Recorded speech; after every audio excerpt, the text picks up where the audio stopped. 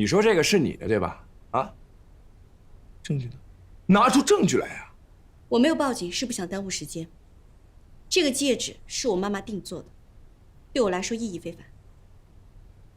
我也不想跟你说那么多了，请你马上把戒指还给我，我可以不追究你的责任。既然这么珍贵，那为什么随便乱放啊？再珍贵的东西，也会有它丢失的几率吧？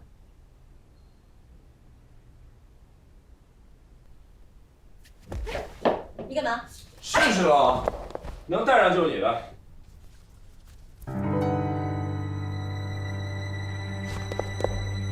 看到了没有？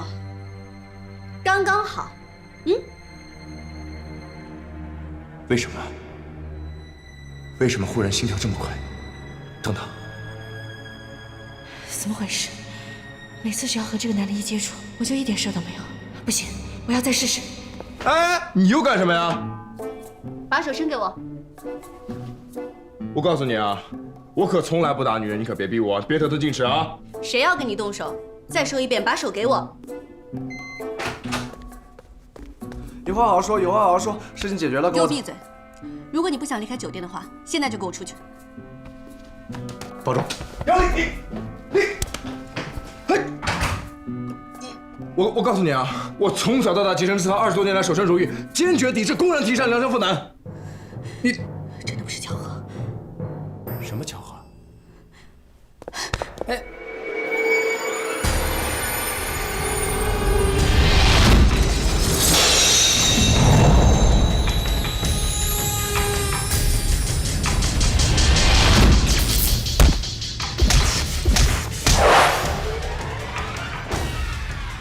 哎，马小姐，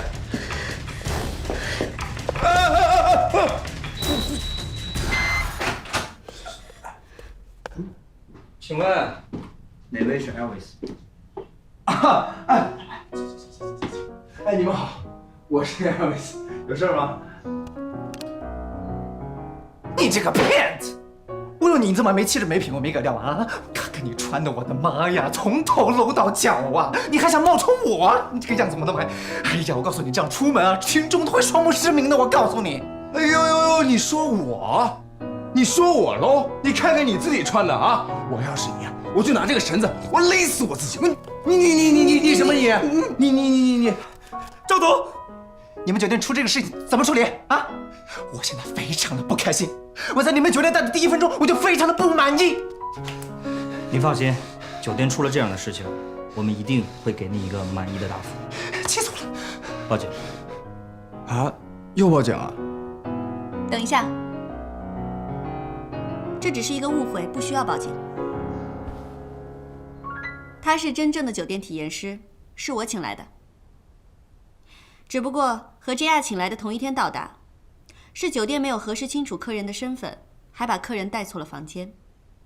现在又要告他诈骗，我想咱们 JR 应该没有这个道理吧？周总，吴大律师，您怎么来了？我这么点小事儿还不劳您大驾。哈，我是来找马总的。马总？哦，想必赵总也听说了吧？这位马小姐呢，就是我们老马总的千金。我刚刚为她办理完一切手续，现在可以接受 GR 了，也就是说，她是我们现在的老板了。哦，马总，这位是赵清风赵总，市场销售部总监。自从老马总生病以后，就一直由他来代理总经理一职，管理酒店事务。您好。您好。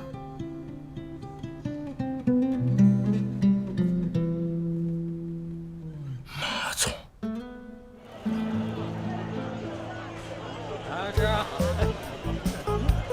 好香啊，这个！你看这个，水果这么新鲜。我来。你看这个，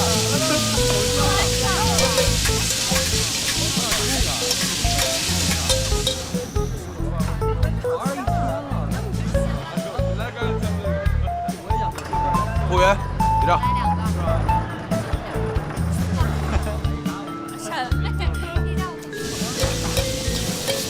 哎，哥，夏哥，我们来了。哎，去那边坐吧，我一会儿过来。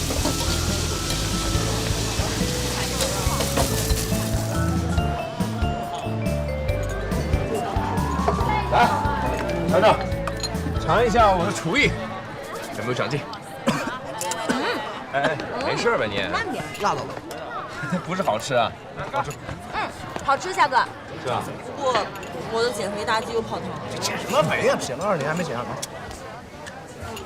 夏哥，你每天打好几份工，累不累啊？这世界上啊，哪有不累的活呀？再说了，我还有我的养父要照顾的事。来吃。哎，哥，今天在酒店，你跟那个新来的小马总到底什么情况？我怎么看他这么大脾气呢？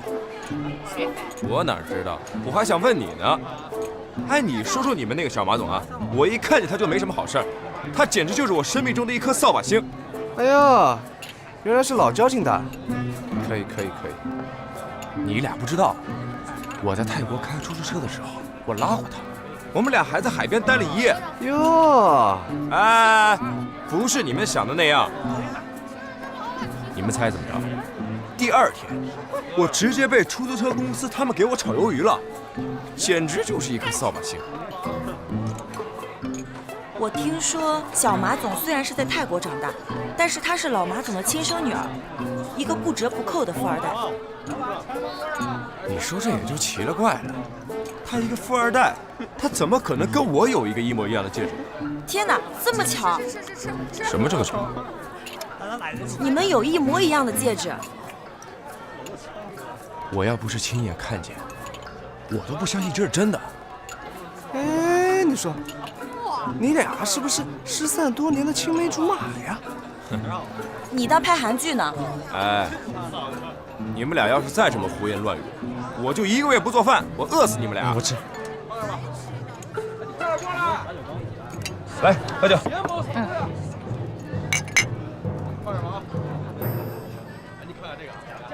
夏哥，我这次来是有正事要告诉你的。什么事儿？我们公司的小马总说要招第1助理，条件高，待遇好，工作环境好，你要不要去试一试？我才不去呢！给他当助理，我不死我也得脱层皮我。哎，跟谁过不去？你也不能跟钱过不去，对不对？哎，说说你啊，现在连房租都交不起了，大哥，还装什么装？哎，你们俩这就没意思了，这谈钱太伤感情了吧？哎，谈感情伤钱，对不对？哎，我跟倩倩啊，话已经说到位了，自己看着办吧。来，吃东西，吃东西。来吧。来。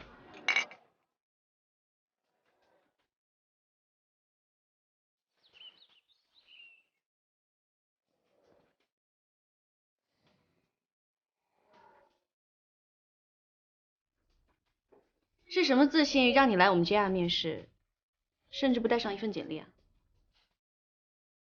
简历这种东西，太多有名无实，我靠的是实力，而不是简历。凭什么认为我不会把你赶出去呢？我想说，你们酒店虽然我只来了1次，但是我已经发现了很多问题。比如，你们酒店可以随意的出入，这是其一。其二，你们酒店客房的地毯老旧且有灰尘，如果遇到挑剔的客人，一定会找茬。这说明什么？这说明你们酒店客房部普遍存在偷懒现象，必须要整治。其三，如果客人贵重物品丢失，你们的处理方式简单粗暴，且毫无魄力可言。这也就说明，你们酒店公关部也有待提高。所以呢？所以你只要聘用我，不出2个月的时间，我一定会帮你们把酒店问题通通解决掉。你信不信？好大的口气！那你相不相信，如果我聘用了你，我也最多只需要2个月的时间，就能够让你乖乖的离开这？我当然不信。要不然这样好不好？我们俩打个赌。打什么赌？就是你给我2个月的时间，看看先是我帮你解决酒店问题，还是我自己乖乖的离开。哦，对了，你叫夏雨欣。好，夏雨欣。既然你这么迫不及待来送死，那我干嘛不成全你呢？一言为定。不过呢，你得先答应我一个条件。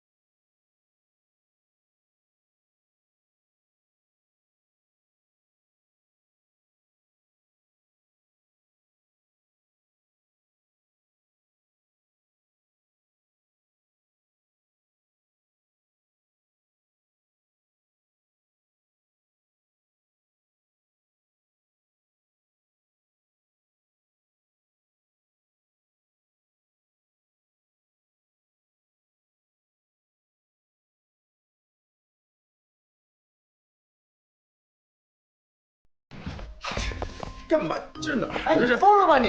这种大话你能说得出口？2个月后你怎么办？2个月的事情2个月之后再说了。我先把2个月的钱挣了，给我爸住院费交了。行，啊，有魄力，佩服你。你别慌了，记得，你跟孙倩你们俩得帮我。怎么帮？现在 JR 的状况很不好 ，Elvis 也在对我们施压，入住率在下降。我们都是要养家糊口的人，不能跟着一个没有未来的公司。这次请 Elvis 来，本来是为了帮助酒店度过危机，但是没想到被有些人这么一闹，反而更加雪上加霜了。雪上加霜。那作为酒店的老员工来说，在这个时候，是不是应该为酒店雪中送炭呢？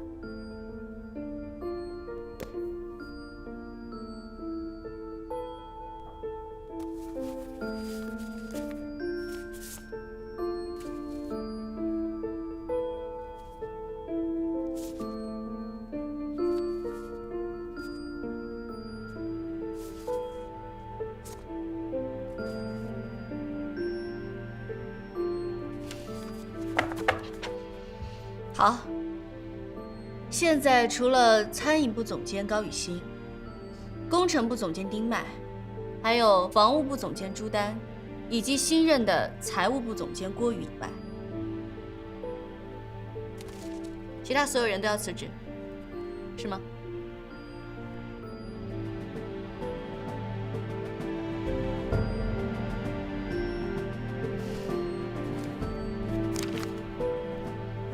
好，这些辞职信我通通收下。你好，客房服务，进来吧。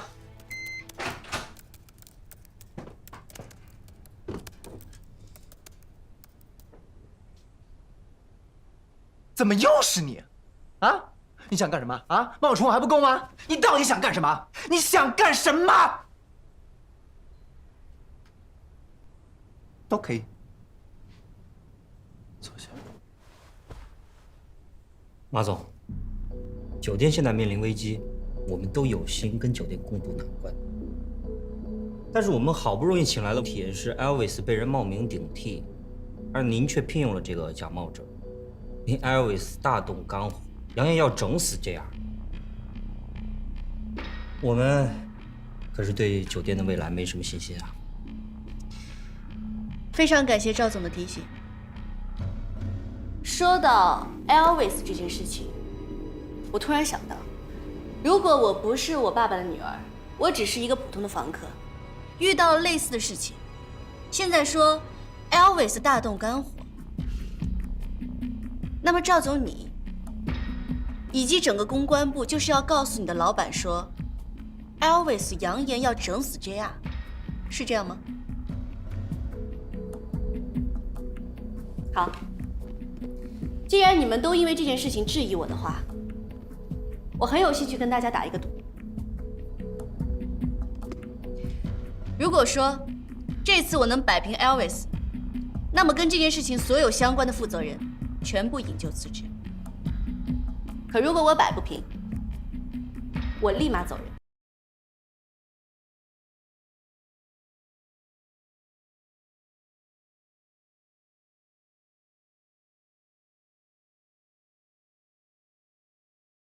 这件事情，我就承认是我处理不周，我引咎辞职。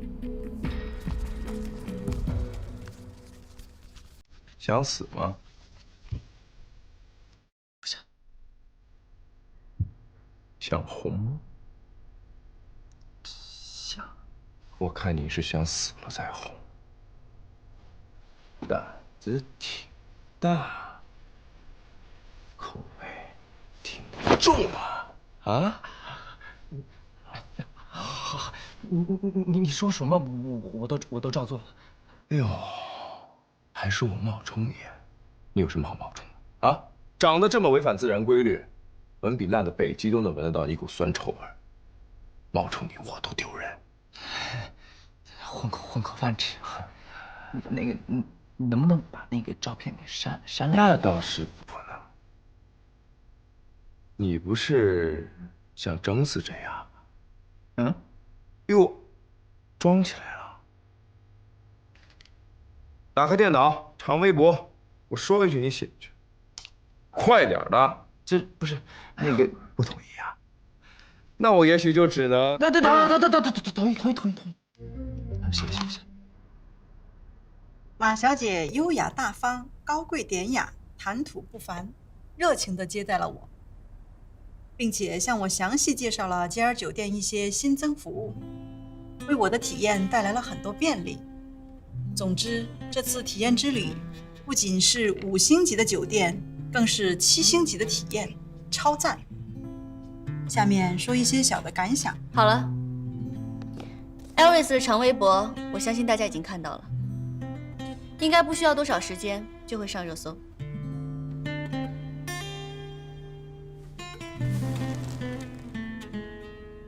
经济危机之年，能有一份稳定的工作不容易。各位真的觉得离开了 JR 以后就会有更好的发展出路吗？我看未必吧。我相信在座的各位对 JR 应该都有很深厚的感情。JR 能有今天，也有各位前辈的心血和努力。今天他遇到了困难，我相信各位也不是真的想要离开。当然了，如果有谁真的想要走的话，我也绝不会阻拦。可是如果今天各位只是因为一时冲动，又或者是对我这个空降董事长的不信任，那么这些辞职信，我拜托各位先拿回去。当然了，也包括滕总，还有赵总。我相信2位也是出于真心的为酒店着急考虑。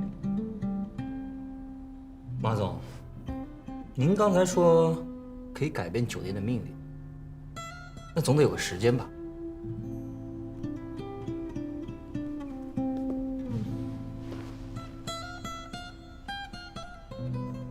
？3个月，给我3个月的时间。如果在这期间酒店的情况没有好转起来，我自动离开。跟我去一下财务部。也就是说，我正式上岗了。约法3章：第一，我不跟你说话的时候，你也不准跟我说话；第二，上班期间即使去卫生间也要跟我说一声，务必做到寸步不离；第三，不准任何人靠近我、接触我，除了你。除了我，有什么问题吗？没有。难道真的让杨丽说中了？她对我……我刚刚交接了工作，就接到银行的催款电话，我已经把催款还了。好，那这次银行续贷能续下来多少钱啊？刚才银行通知说不会再为 JR 续贷。什么？马总，很抱歉，贵公司的情况我们已经和郭总对接得很清楚了。您的这些资料我们也都看过了。就目前的情况来说，确实无法办理。我们与 JR 合作多年，如果能帮忙的话，我们肯定会帮。这个我知道。那目前来说，我们还有没有什么别的办法？除非您抵押酒店，但是抵押酒店可能不是您一个人能说了算的。或者您可以找一个担保人，为 JR 做担保，但是他必须要具备偿还本息的能力。好，那我知道了，谢谢您啊。那没什么事，我就先走了。慢走。好的。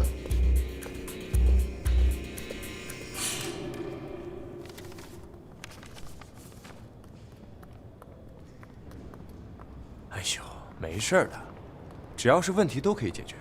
而且人家不是都说了吗？这找到担保人就可以了。哪像他说的那么简单啊？以我们现在 JR 的情况来看，有这么大能力的人根本就不会给我们担保。我也才是刚刚回国接手酒店，也没那么大的能力和人脉。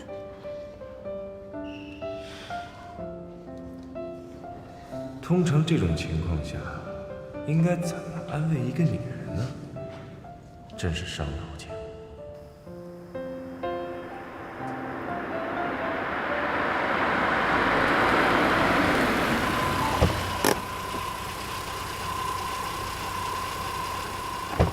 徐总，欢迎欢迎。你好，合同已经发给你们很长时间了，明天签约没有问题吧？这，我知道，你们老板的女儿刚回国，可是，一个小丫头，也改变不了什么。我们 CEO 的收购计划势在必行，明天，我们大老板也会亲自过来，这足够证明我们 CEO 的诚意。那是，还请徐总先回房间休息。好。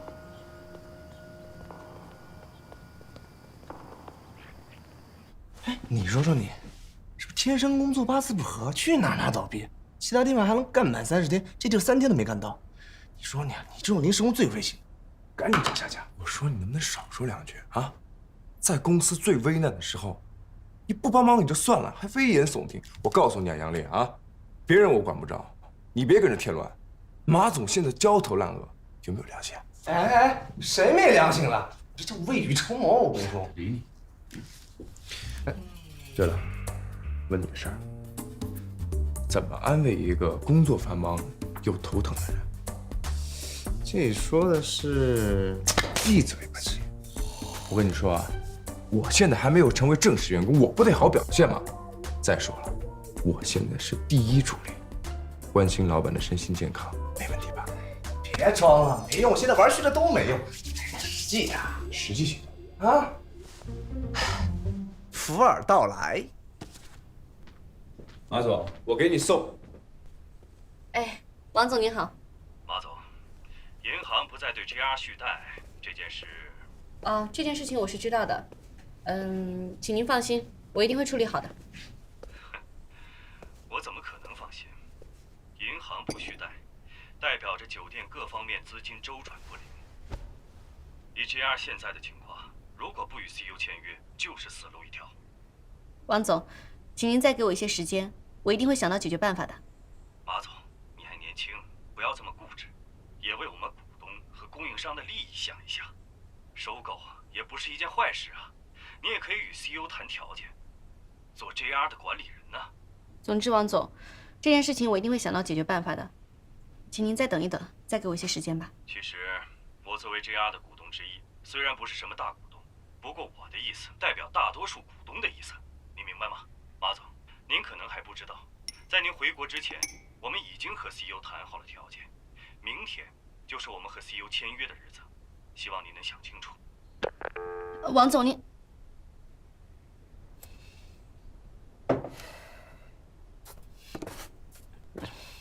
找我什么事儿？没什么事，就是这个，最近天气不好，我来给你送碗汤，很补的。啊？嘿，你别误会啊，我就是自己喝不完，都给你送一碗。这个茶牛皮煮3件汤。谢谢。马总，你这儿没我什么事了吧？那您先忙，我先出去了啊。奇怪，明明没有做贼，为什么那么心虚啊？这种感觉是心虚吗？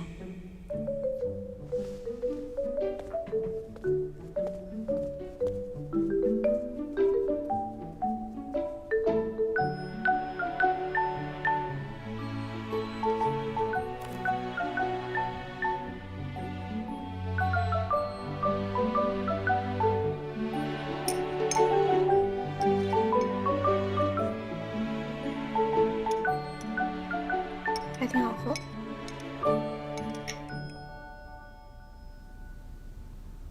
马总，您说3个月就能让酒店好转起来，可是现在银行已经不再续贷，我们能等您，可是我们的供货商等不了。目前来讲，一时之间也没有足够的资金可以进入，那么我们就只能按照之前谈好的合作，跟 CU 签约。马总，我很欣赏你的魄力，想以一己之力挽救 JR 的决心，我也十分钦佩。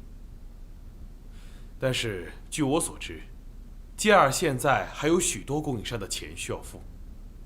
的确是这样，供货商陆陆续续要求付款，我这边只能尽量去拖延，但恐怕拖延不了太久。我这儿也有几笔尾款，如果拖延，很可能造成客房运转不灵。我们作为5星级酒店，客房的品质、客房物料充足的供应是必须的，不允许出现任何纰漏。餐饮部那边也是这样是吧，高总？是，不过我暂时还可以稳得住。不过马总，资金问题的确需要尽快解决。马总，不是我们不想等您，只是现实不允许我们再拖延下去了。我们老板也会很快到。马总，我认为这件事不是您一个人可以决定的。您现在自己还相信还有更好的办法吗？没有了吧？酒店不是过家家啊，难道还有一大笔钱会从天而降吗？如果要真的有呢？宋总，您怎么来了？哎呀，赵总哎，我在外面我就看你在，怎么了？不爽啊？都这么多年了，怎么还这么急躁？对小姑娘应该温柔一点，对吧？可爱是吧？是。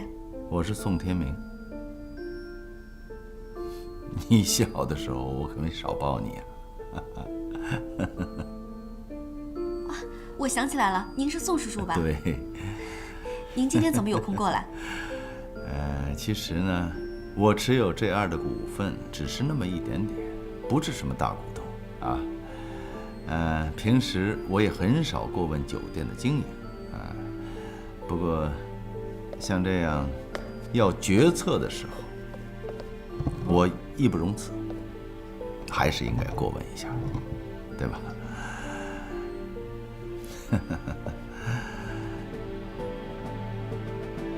各位都是酒店的元老啊，现在这样遇到了困难，咱们应该毫不犹豫地跟老板同舟共济，对吧？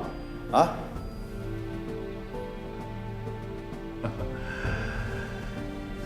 哎，宋叔叔可有好多年没见了。是啊。这个，就算叔叔给你的见面礼。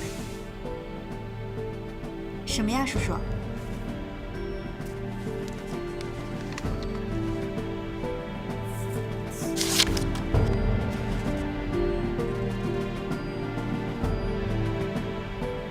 怎么这么多钱啊？这只是第一笔，随后的马上到账。这笔钱是我无息贷款给JR的。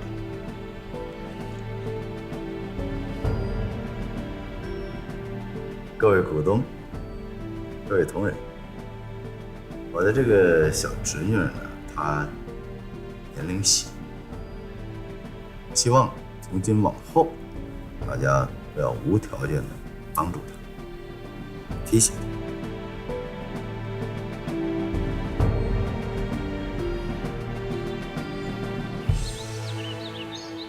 叔叔，我真不知道说些什么好了。那个，您放心，我一定会想办法在3个月之内，让我们JR有所起色的。我跟你爸爸25年的交情，这么长时间我跟着他，就是因为我信任你。现在轮到你了，我也必须信任你，是吧？我知道，您是因为跟我爸爸的交情，但是我也绝不能白拿您这么大一笔钱。你干嘛要跟我算账啊？不是，我已经想好了。我现在手上有公司35%的股权，我借了您这么大一笔钱，我想把25%抵给您，等之后把钱还清了，再把这些股份拿回来。你这孩子真是有点意思。这样，可爱，今后不管你想做什么，你就放开手脚去做，反正有你宋叔叔做你的后盾。哎，谢谢叔叔。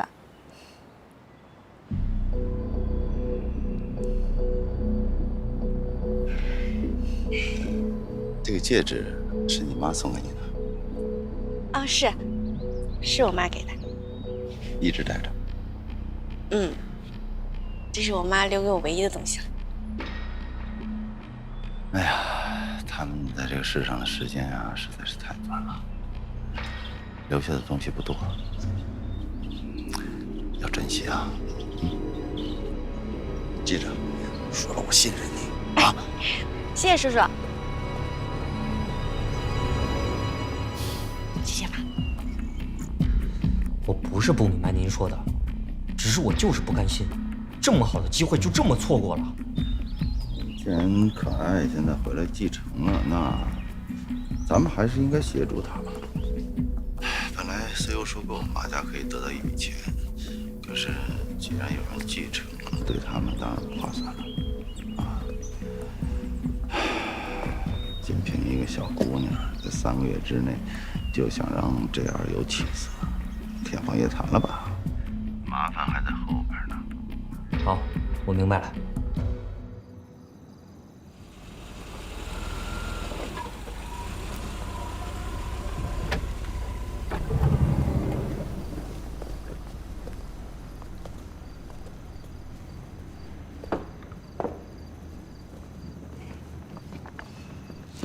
于先生您好，我是 JR 酒店的总经理马可爱，欢迎您入住我们 JR 酒店。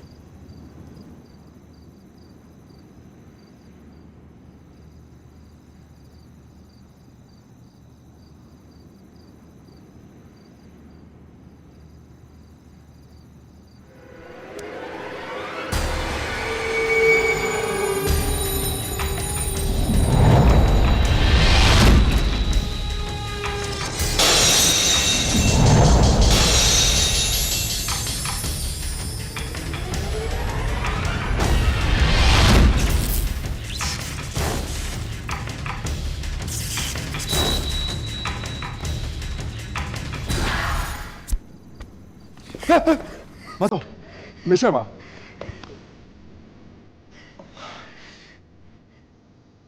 马总，这大庭广众的不好吧？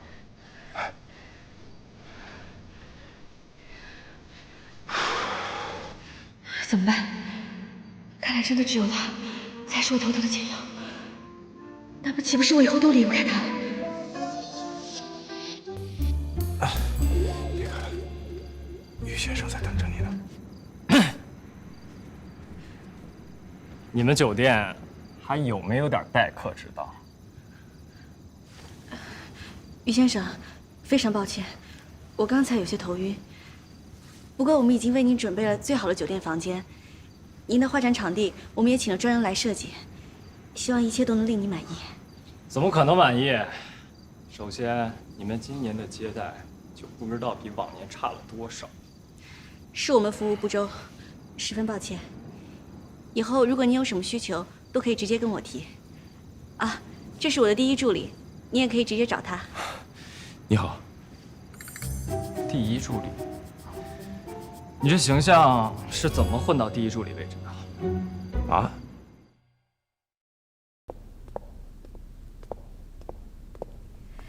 这是我们酒店特意为您和于先生准备的水果拼盘。这是为您准备的拼盘，你慢用。那我先出去了。等等，虽然你们今天的服务我不是很满意，但还是有可取之处。我观察了一下你们服务小姐，不仅笑容甜美，而且长相身材也算上乘。你叫小鱼对吗？嗯，你很漂亮。谢谢先生，那我先出去了。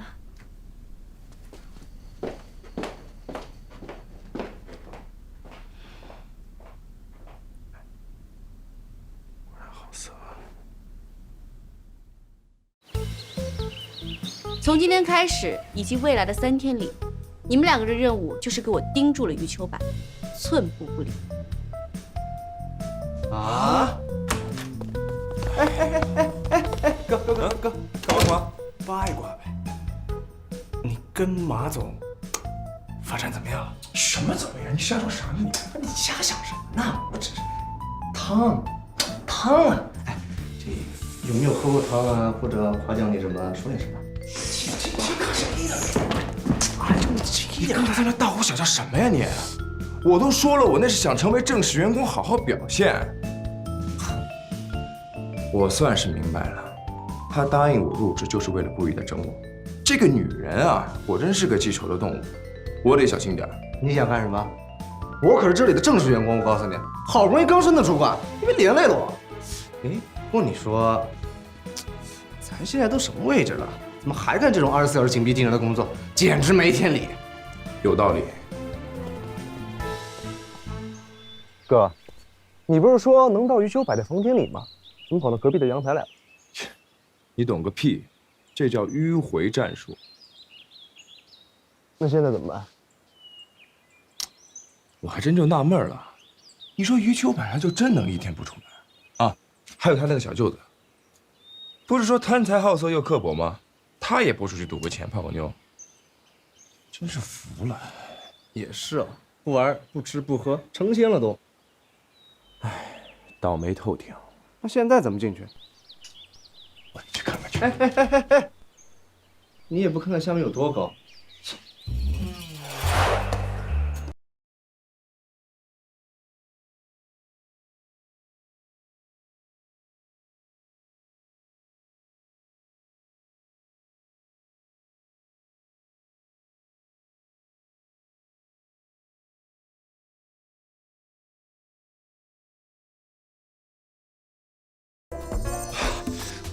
腿有点抽筋，不太舒服。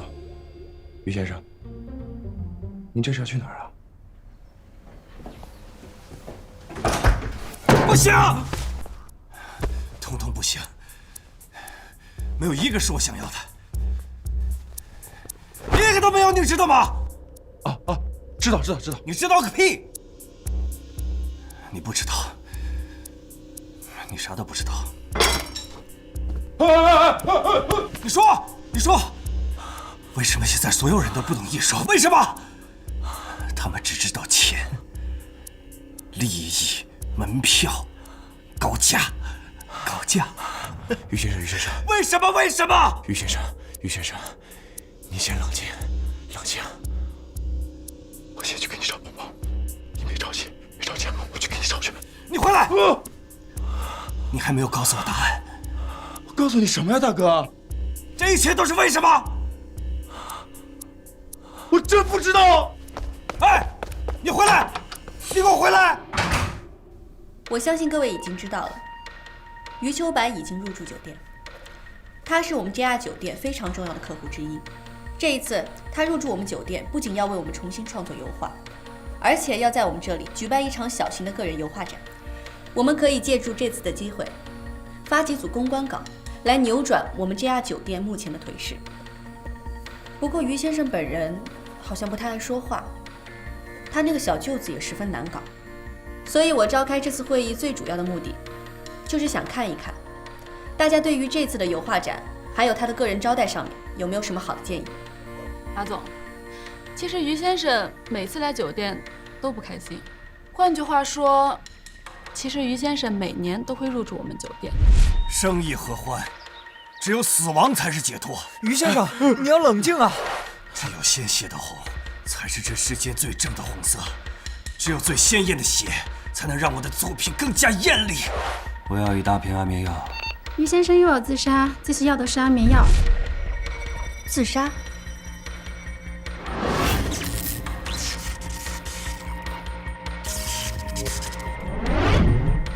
马总，我觉得您不必担心那个余秋柏，更不用担心他的那个小舅子。余秋柏年年都自杀，无非就是为了博眼球。每次闹完自杀，他画的价格都能翻几乎1倍。还有他那个小舅子，那就是个极度贪财的人，每年给他包个红包，就能把他的嘴堵上。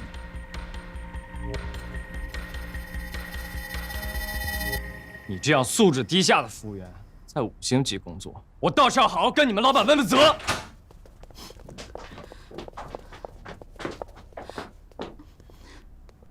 马总，你来的正好。难道你们酒店没有培训过员工，未经允许不能擅自进入客人房间吗？马总，房间门口并没有挂请勿打扰的牌子，我也是敲了3次门，看没有人应我才进来的。你还强词夺理。我没有挂请勿打扰，我也没有挂及时打扫啊。何况我根本没有听见什么敲门声，完全没有。于先生在休息，非常怕打扰。你要是打扰他怎么办？于先生找我，我就赶忙回来，正好看见他在房间，私自进入我们的房间，还动了我们的东西。马总，你是不是应该给个交代？马总，我只是在整理，我看那儿有个盒子，我怕它掉地上，我摆一下，结果无论如何，你都不应该打扰到客人休息，必须道歉。道歉，小鱼。不只是道歉。像你这种素质低下的员工，在你们5星级工作，再出2、3次这种事儿，恐怕会拉低你们酒店的档次，不是吗，马总？当然，按照规定，我们会在员工会议上对他进行点名批评，并且扣除他的全年奖金。可是马总，你看他还打了我的头，我知道了。马总，别说了，现在出去，到你们总管那里自己说明情况。出去。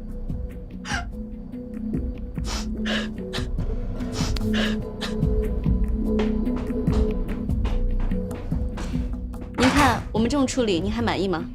之后的话，我会让他专门写一封道歉信给您送过来。那倒不用，我这个人向来很大度的。好，我们呢已经为您和于先生专门准备好了免费的 VIP 晚餐，请您好好休息。行吧，那你们出去吧，我要休息。你们出去的时候记得小声一点，不要打扰到于先生休息。不是你，夏雨行，我们走。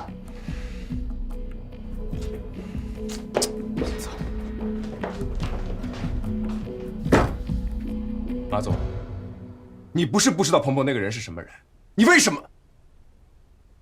客房清洁有问题吗？你这么处理事情，只会让轻者痛，头者快。夏雨行，你这是在教训我吗？第一，这是酒店的规定，我只是按规矩办事。第二，我是老板，即便我做错了，也轮不到你来教训我，懂了吗？规矩，要真按规矩办事，我们就应该报警。今天小鱼被打，你不是没看见，他就是在故意伤人。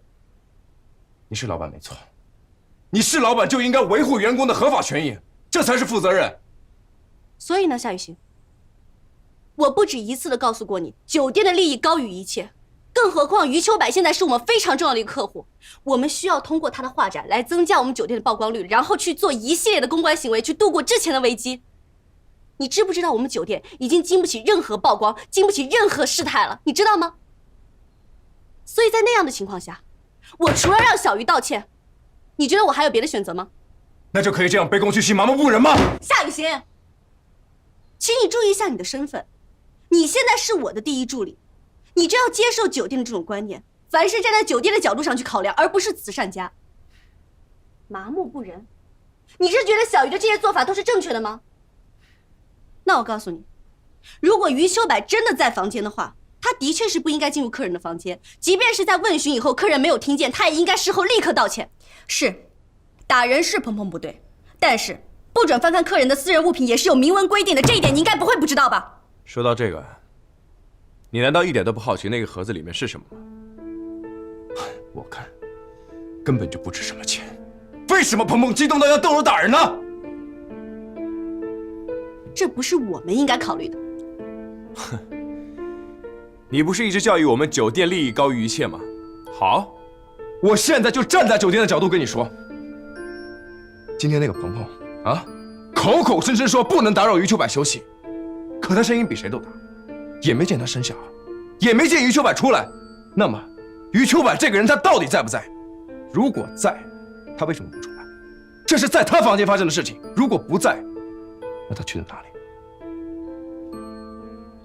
我跟杨丽在他房间盯了这么久，他都是大门不出二门不迈的。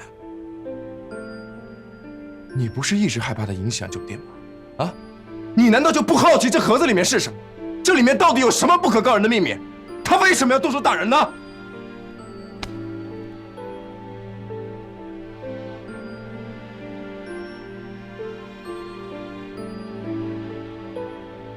你说的这些我会考虑的。小鱼那边我也会给他单独的赔偿。我比任何人都知道酒店做底层的艰辛，所以夏雨欣，解决问题不是靠一时冲动，是靠脑子的。马总，你为什么？马总，你先走了啊，马总。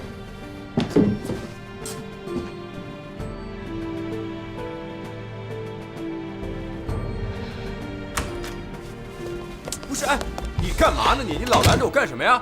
哥，他是咱俩的金主，你跟金主置什么气啊？我告诉你，我最讨厌他这样的作风，简直是非不分。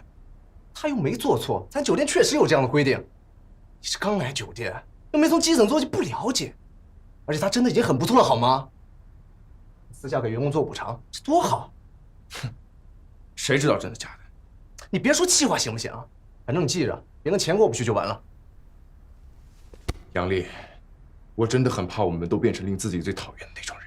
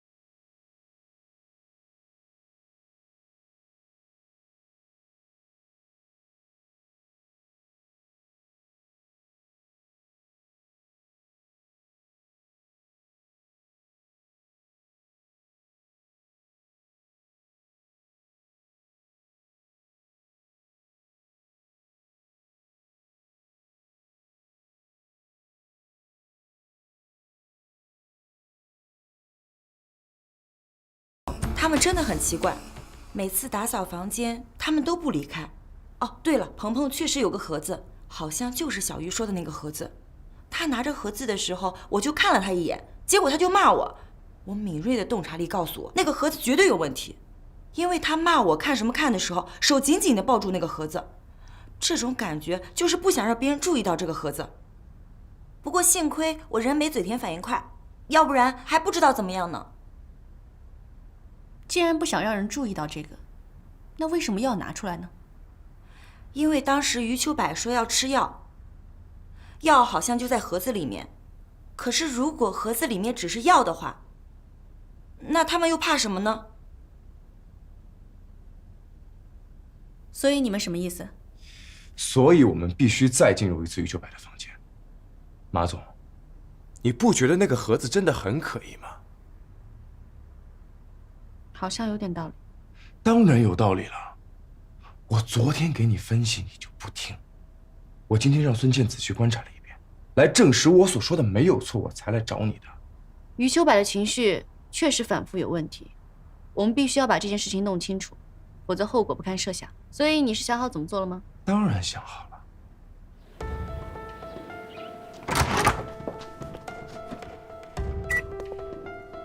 你好，客房服务。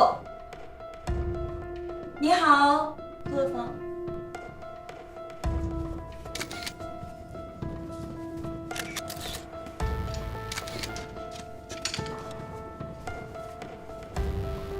喂，夏哥，鹏鹏跟着杨丽离开，余秋柏也已经去了采访现场。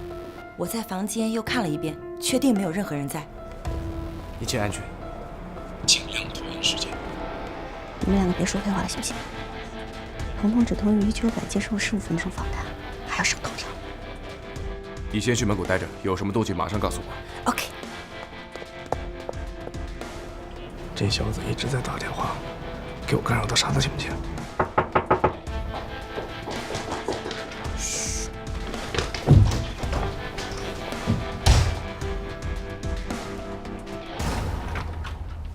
哎，你怎么来了？你怎么自己在这儿呢？那个小李在卧室打扫，我在外面。余秋柏太太刚才来酒店了，让我把这些东西都拿上来。孙健，我们现在事情紧迫，不管你有什么办法，马上给我支开。那个我来收拾吧，因为我反正是要收拾的，所以我一会儿帮你把包装都拆掉吧。那怎么行啊？一会儿啊，你有要帮忙的，我可以帮你一起啊。我没有需要帮忙的。那个，其实我为什么愿意帮你收拾呢？是因为我有话跟你说啊，有话跟你说。我也非常愿意帮你做任何事情。哦。那个小李，你把里面收拾一下，然后我要下去一趟，把外面包装拆一下，谢谢啦。我那个，走，我们下去说。哎。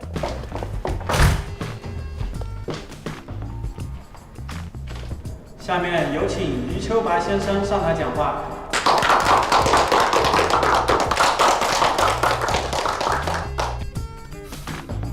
马总，我有点不舒服，先回房间了。哎，余先生，您要是身体不舒服的话，我可以马上帮您叫一个私人医生过来，您看可以吗？不用了，我这样回房间。余先生，真的很抱歉，今天让您受累了。我们酒店的按摩和 SPA 都有舒缓精神的作用，您看。马总，这怎么回事啊？怎么了？是啊，怎么走了？对啊。只能说还凑合吧，很多细节还做得不够。发现了吗？哦，您说的对，您说的对。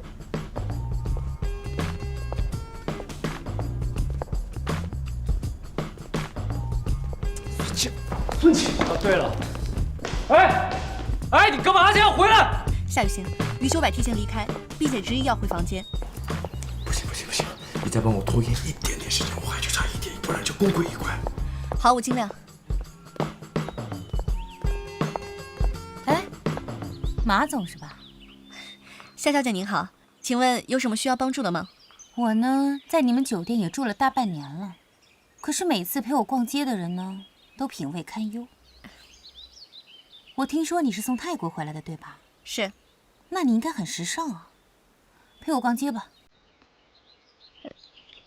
夏小姐，您看这样行吗？我安排酒店其他工作人员陪您去逛街，可以吗？啊。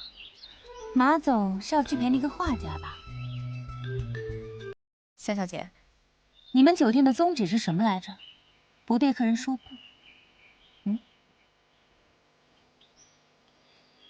您说的很对。那请问您现在想去哪儿？走着看吧。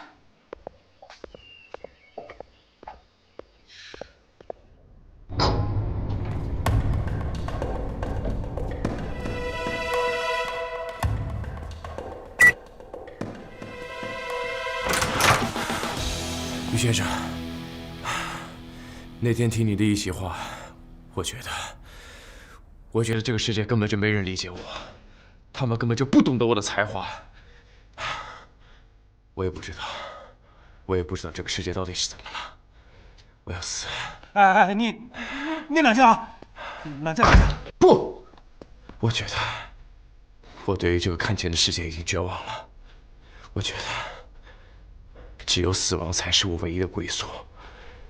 等，你这样死是没有价值的。价值？对啊，死多容易啊，但是我们死也要死得有价值。要是天下人知道我们虽然生的卑微，但是死得轰轰烈烈啊！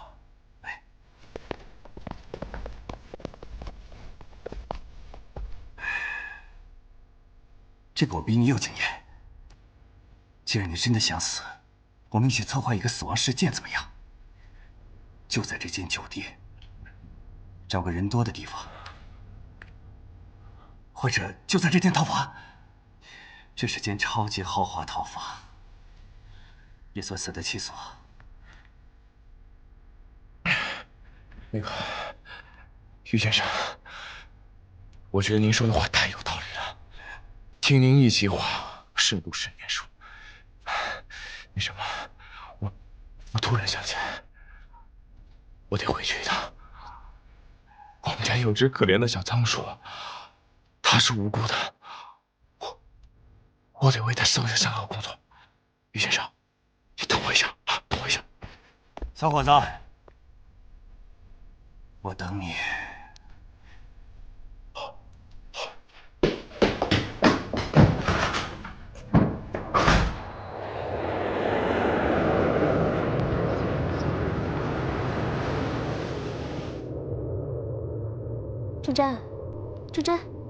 郑真，你到了，到机场了，到了。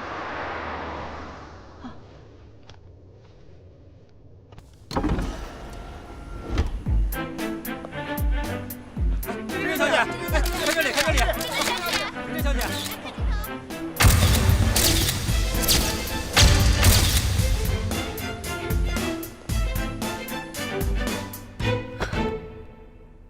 我想我大概真的不是女人，陪萧子琪逛了一次街，比我20多年逛的街都累。你不是说酒店会把女人变成男人吗？反正我现在是信了。说这样少，怎么样了？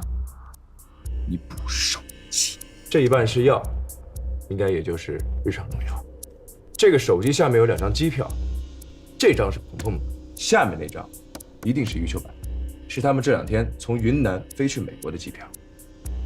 我就说嘛，他们怎么会去死？那么有钱，谁会去死啊？再说了，去死了怎么去美国呢？我还是觉得没那么简单。你们相信我，余秋白，他一定会想自杀的。哎，不是我说啊，你为什么无论如何都会认为别人要死啊？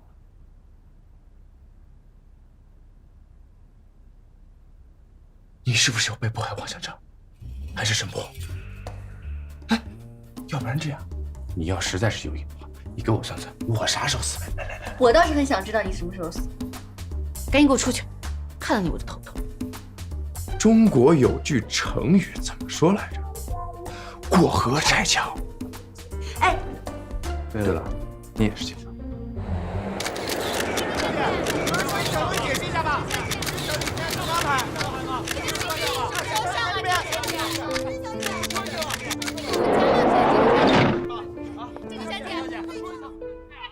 各位观众朋友们，今日泰国著名影星陆真真小姐抵达西双版纳。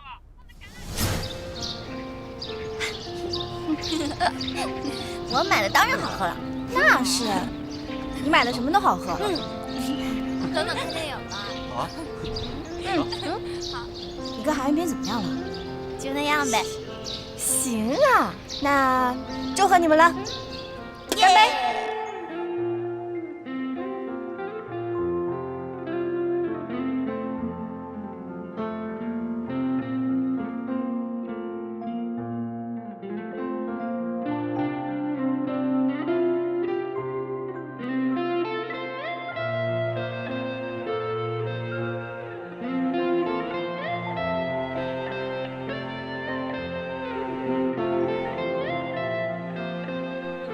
可爱，可爱，可爱，你真的要走吗？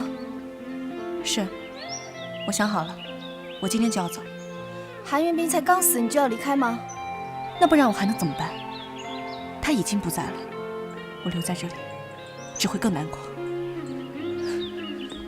马可爱，你太绝情了吧！云斌，为什么？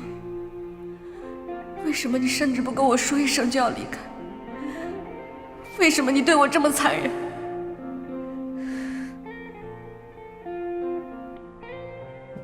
马总，我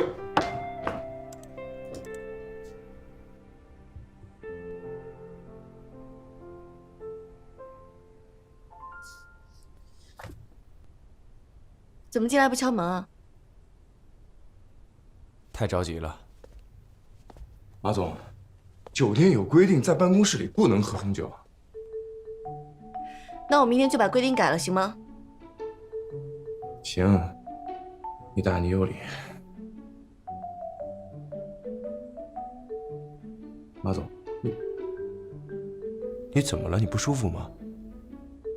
没事。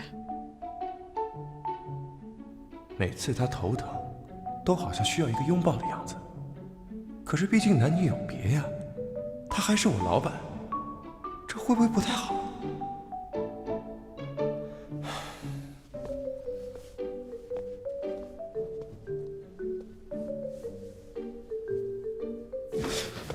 你干嘛？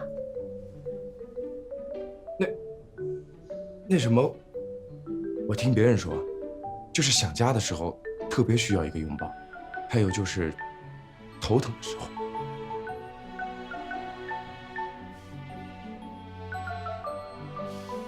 好了，谢谢你，我没什么事。对了，你找我什么事儿？一个好消息，一个坏消息，听哪个？我拜托你不要用电视剧万年不变的台词跟我说话，行不行？真没劲。哎，说正经的，余秋柏昏倒住院了。这是坏消息。嗯。那好消息呢？余秋柏昏倒住院了。这两个不是同一个消息吗？当然不一样了。你想，余秋柏昏倒住院了，再怎么说他也是咱们酒店的客人，值得同情，对不对？但是你再想，余秋柏昏倒住院了，也就是说，我们不用再担心他在我们酒店自杀了。怎么样，算不算好消息啊？还行吧。什么叫还行啊？好了，算你没有功劳也有苦劳，今天放你个阳历的假，出去吧。马总，你没事吧？你要有事儿。